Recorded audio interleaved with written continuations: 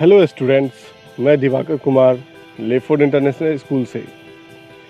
आज मैं हिंदी व्याकरण में वर्ण विचार पे प्रकाश डालूंगा। इससे पहले अगर आपने हमारे YouTube चैनल को सब्सक्राइब नहीं किया है तो करें, जिससे कि आपको आगे भी हमारे वीडियो मिलते रहें।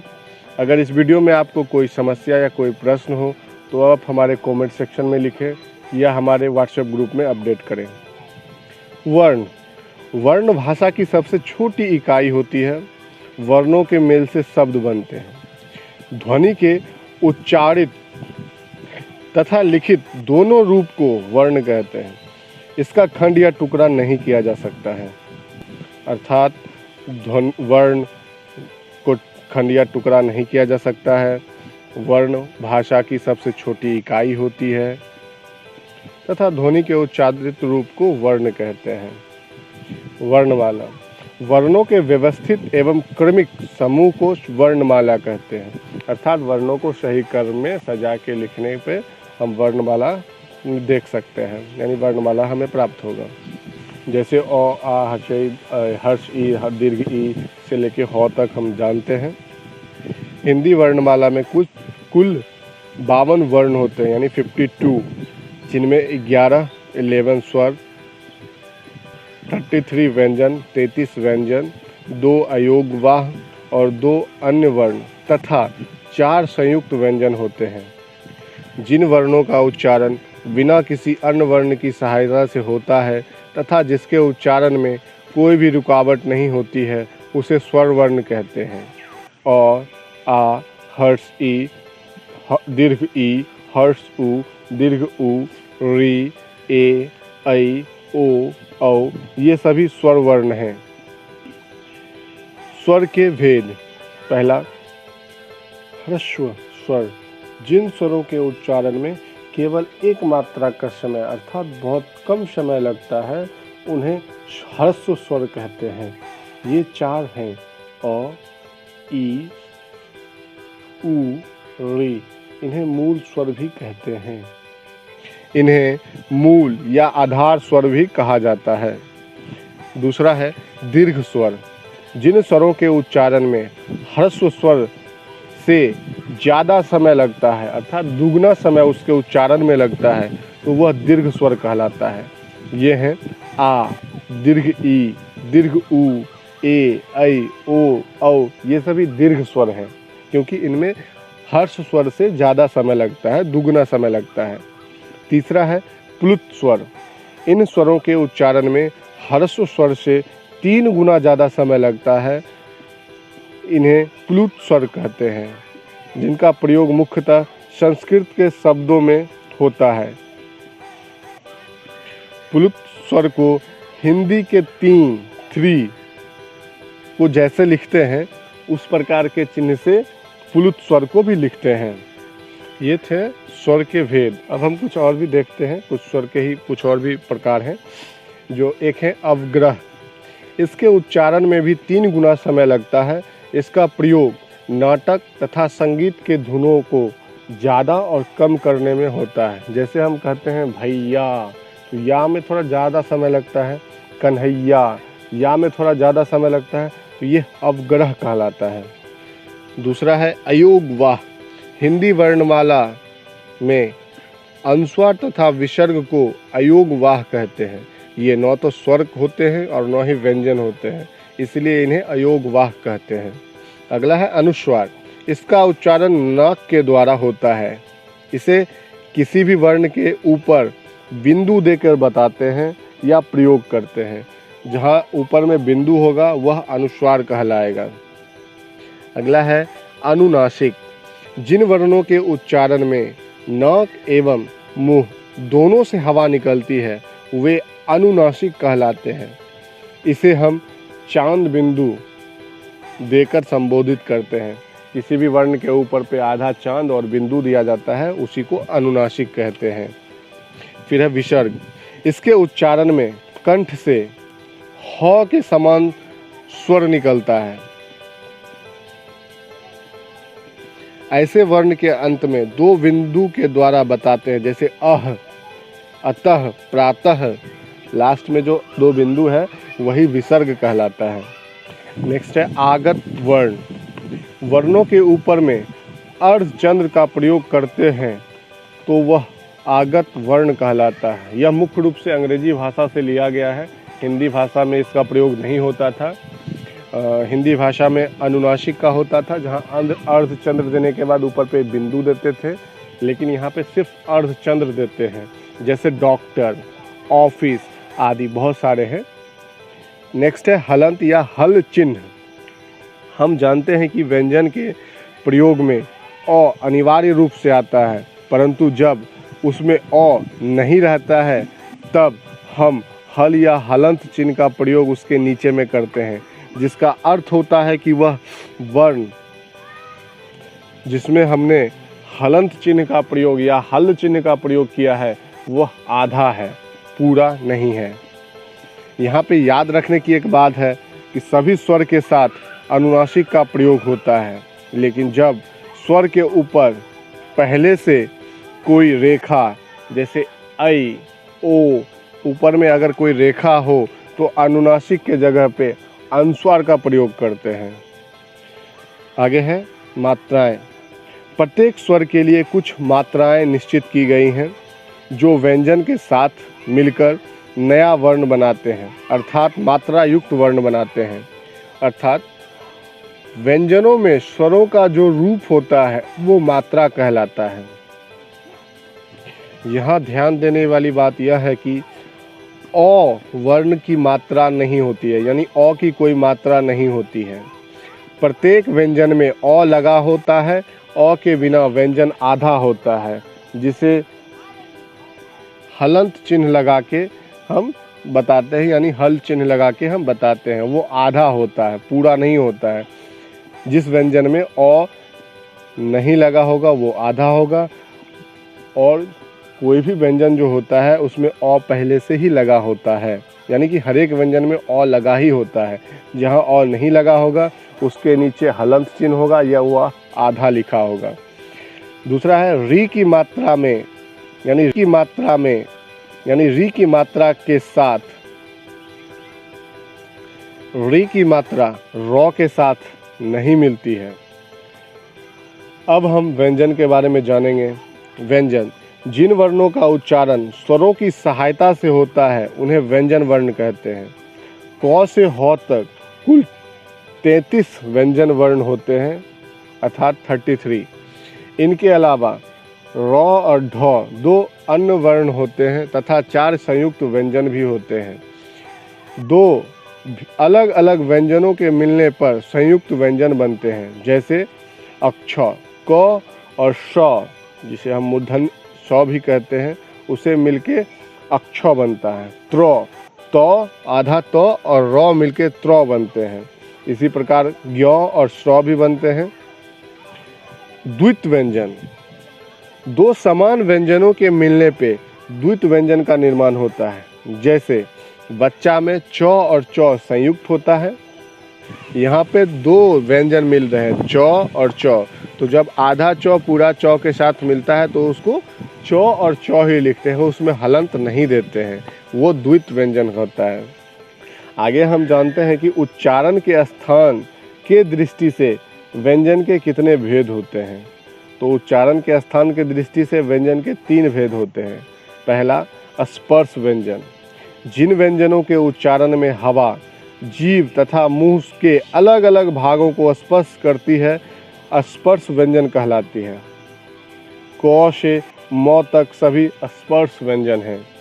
दूसरा है अंतस्थ व्यंजन, इनके उच्चारण में जीभ मुंह के किसी खास हिस्से से नहीं मिलता है तथा यह स्वर तथा व्यंजन के बीच में उच्चारित होता है, वह अंतस्थ व्यंजन कहलाता है।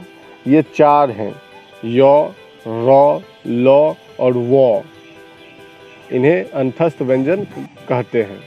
अगला है उष्ण व्यंजन, मुंह से जब गर्म हवा टकराती है तो उसका उच्चारण होता है। ये भी 4 हैं, श, श, श, ह, यानी तालव्य श, मूर्धन्य श और दंत श तथा ह, ये सभी उष्ण व्यंजन कहलाते हैं। अब हम उच्चारण की दृष्टि से व्यंजन के भेद को देखते हैं। उच्चारण की दृष्टि से व्यंजन के दो भेद हैं। पहला, अल्प प्राण, जब वायु कम मात्रा में मुंह से निकले तथा जिन व्यंजन वर्णों के प्रयोग में कम समय लगे उसे अल्प प्राण व्यंजन कहते हैं, जैसे क, ग, च, ज, ट आदि। दूसरा है महाप्राण व्यंजन, जिन व्यंजन वर्णों के उच्चारण में अधिक समय तथा अधिक मात्रा में मुंह से हवा निकले तथा उच्चारण के अंत में ह की ध्वनि सुनाई पड़े, महाप्राण व्यंजन कहलाता है, जैसे ख, घ, छ, झ आदि। आगे हम जानते हैं वर्णों का संयोग। पहला है, जिन वर्णों के अंत में खड़ी रेखा, जिसे पाई भी कहते हैं, पाई, जब उनको किसी व्यंजन से मिलाया जाता है तब पाई को हटाकर उसे आधा कर साथ मिला दिया जाता है, जैसे च और च। च और च मिलके बच्चा होता है, अर्थात आधा लिखा जाता है। च को आधा लिखा, जब जो दो च मिलते हैं तो एक च को आधा लिखा जाता है। दूसरा है, बिना पाई वाले व्यंजन से जब किसी व्यंजन का योग होता है तब पहले व्यंजन को स्वर रहित तथा दूसरे व्यंजन को स्वर युक्त लिखते हैं। जैसे जब हम द और ध को जोड़ते हैं तो हम उसको लिखते हैं, जैसे बुद्ध लिखना है तो उसमें द और ध को जोड़ना पड़ेगा, तो वहाँ पे हम द में हलंत लगा देते हैं और ध को पूरा लिखते हैं। वहाँ द आधा नहीं लिखते हैं, वहाँ द को हम हलंत लगा के छोड़ देते हैं। तीसरा है, क और फ को भी जब हम किसी के साथ मिलाते हैं या जोड़ते हैं तब फ तथा क को आधा लिखते हैं, यानी आधा क और आधा फ लिखते हैं। चौथा है, माफ कीजिएगा, बड़ी न और छोटी न या म के स्थान पे अनुस्वार का प्रयोग भी होता है, यानी कि जब आधा म होगा तो अनुस्वार लिखेंगे, जब आधा न होगा तब भी हम अनुस्वार लिख सकते हैं। जब बड़ी वाली न जो है उसका आधा रहेगा, यानी हलंत चिन्ह लगा रहेगा, तो वहाँ भी हम अनुस्वार का प्रयोग करते हैं। ठीक है। नेक्स्ट है र का संयोग। जब र को कैसे जोड़ते हैं ये हम देखते हैं। जब र हलंत चिन्ह के साथ रहे अर्थात आधा रहे तब वह हमेशा आगे वाले वर्ण के ऊपर चला जाता है, जैसे क जोड़ र हलंत जोड़ म, तो वो र हलंत जो है लगा हुआ, अगर र में हलंत है तो वो म अगले वाले वर्ण यानी म के ऊपर चला जाएगा, अर्थात कर्म हो जाएगा, म के ऊपर रेफ हो जाएगा। दूसरा है, जब हम र से पहले हलंत लगा कोई व्यंजन लगाते हैं या उससे के साथ जोड़ते हैं जो र से पहले हो और उसमें हलंत लगा हो, तब र वर्ण के नीचे चला जाता है, जैसे प हलंत जोड़ र, प हलंत जोड़ र, तो वो र जो है वो प के नीचे आ जाता है, यानी प्र हो जाता है। अगला है, जब हम र का प्रयोग ट और ड के साथ करते हैं तब वह पदेन चिन्ह के रूप में ट और र के नीचे चला जाता है। इसका अधिकतर प्रयोग इंग्लिश शब्द के रूप में होता है, हिंदी में इतना प्रयोग नहीं होता है, हिंदी में होता ही नहीं है, इंग्लिश में ही होता है। जैसे ट हलंत जोड़ र जोड़ क, यानी ट में हलंत लगा के अगर हम र जोड़ते हैं तो वो ट्रक हो जाएगा, नीचे में पदेन चिन्ह यानी दो रेखा के रूप में ट्रक के रूप में वो आ जाएगा। उसी प्रकार से जब हम ड हलंत जोड़ र जोड़ म करते हैं तो वो ड्रम हो जाएगा। अगला है, जब हम र हर्ष उ या दीर्घ उ के साथ मिलता है, यानी जब र हर्ष उ अथवा दीर्घ उ के साथ मिलता है तो वह र के बीच में, यानी उ जो है या दीर्घ उ हो या हर्ष उ हो, वो र के बीच में चला जाता है। जैसे रूपया, र के बीच में हर्षुकार है, और रूप दीर्घ उ जो है वो र के बीच में चला जाता है। अगला है वर्ण विच्छेद। शब्दों के वर्णों को अलग अलग करके अर्थात पूर्ण मूल वर्ण के रूप में लिखना हो, वर्ण विच्छेद कहलाता है। अर्थात शब्दों के वर्णों को अलग अलग करके लिखना ही वर्ण विच्छेद कहलाता है। वर्ण विच्छेद में स्वरों को मूल रूप में तथा व्यंजनों को हल चिन्ह लगा के लिखना, यानी हलंत चिन्ह लगा के लिखना ही वर्ण विच्छेद कहलाता है। क्यों हलंत क्यों लगाएंगे आप व्यंजन में? क्योंकि अगर मूल रूप में लिख रहे हैं तो व्यंजन से और निकाल देंगे, यानी वो आधा हो जाएगा तो वहाँ पे हम हलंत चिन्ह का प्रयोग कर सकते हैं, तो वो करके हम लिखेंगे। जब हम वर्ण को विच्छेद करेंगे यानी अलग अलग करेंगे, उसको तोड़ेंगे। जैसे हम गीत को लिखते हैं तो गौ हलंत जोड़ दीर्घ ई जोड़ तो हलंत जोड़ अ लिखते हैं, तो गीत को हम इस प्रकार लिखते हैं। आगे हम देखते हैं वर्णों के उच्चारण स्थान। मुंह के जिस भाग या हिस्सा से जो वर्ण बोला जाता है वह भाग उस वर्ण का उच्चारण स्थान कहलाता है। जब हम वर्णों का उच्चारण करते हैं तब हमारे फेफड़े से हवा निकलती है और तब मुंह के अलग अलग हिस्से से उसमें रुकावट उत्पन्न होती है तथा उसके प्रकार ध्वनि बनती है। जैसे हवा कहीं पर टकराती है तो उस प्रकार से ध्वनि बनती है। मुंह में हवा जिस अंग से प्रभावित होती है और जिस वर्ण का उच्चारण होता है उसे उस वर्ण का उच्चारण स्थल कहते हैं। जैसे अ क, इसका डायरेक्ट कंठ से हवा निकलती है तो ये कंठ से इसका उच्चारण स्थान कंठ होगा, यानी क और अ का उच्चारण स्थान कंठ होगा। इसी प्रकार से अलग अलग उच्चारण स्थान है, अलग अलग वर्ण है। अब देखते हैं हम कौन सा वर्ण जो है किस वर्ग में है और कहाँ उसका उच्चारण स्थल है। जो वर्ण कंठ से बोले जाते हैं वो है अ, आ, क, ख, ग, घ, ह आदि। फिर तालु से बोले जाने वाले हैं हर्ष ई, दीर्घ ई, च, छ, ज, झ, य, श आदि। मूर्धा से बनने वाले स्वर हैं री, ट, थ, ड, ढ, र। ओष्ठ से बोलने वाले हैं उ, हर्ष उ, दीर्घ उ, प, फ, ब, भ, म। फिर दांत का प्रभाव जहाँ है, दंत जिसे कहते हैं, तो त, श, द, ध, न, ल। फिर है दांत और ओठ दोनों मिलके व का उच्चारण करते हैं। फिर है कंठ और तालु मिलके ए और ऐ का उच्चारण करते हैं। फिर है कंठ और ओष्ठ मिलके भी उच्चारण करते हैं, ओ और औ का उच्चारण उनसे होता है। फिर लास्ट में है नासिका, इसमें अनुस्वार यानी अ अनुस्वार, न, म आदि हैं।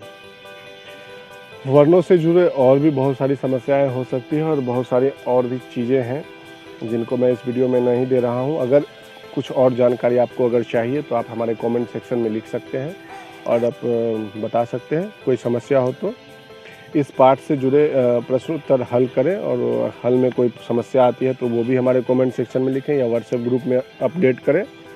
आगे भी इस प्रकार का वीडियो पाते रहने के लिए हमारे यूट्यूब चैनल को सब्सक्राइब करें, लाइक करें एंड शेयर करें। आप हमें फेसबुक पे, यूट्यूब पे और